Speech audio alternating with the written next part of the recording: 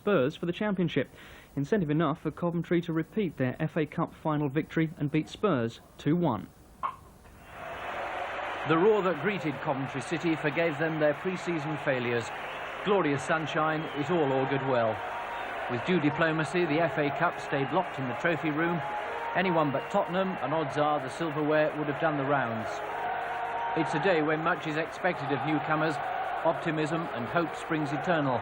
And at £780,000, you're entitled to expect a lot from David Speedie.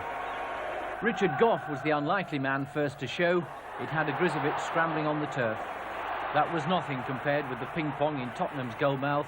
Pickering, Speedie and finally Cyril Regis all kicked fresh air. It's often harder than it looks. But to prove us all wrong, Coventry combined in the most delightful way. McGrath made the break, Michael Ginn took up the running. Speedie proved that still some way from fitness, he's a superb finisher.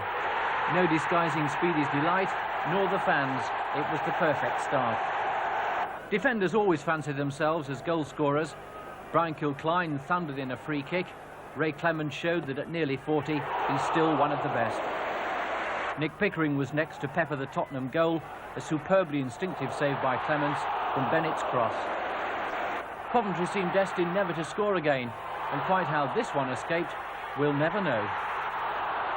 So, as you'd expect when the second goal came, no disrespect to Greg Downs, but it did take a lucky deflection off Fairclough, a shot more in hope than expectation.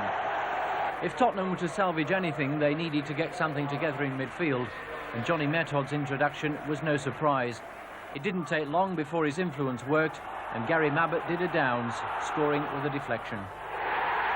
In two perfect weather conditions, even for a season's opening day, Coventry could only feel delighted.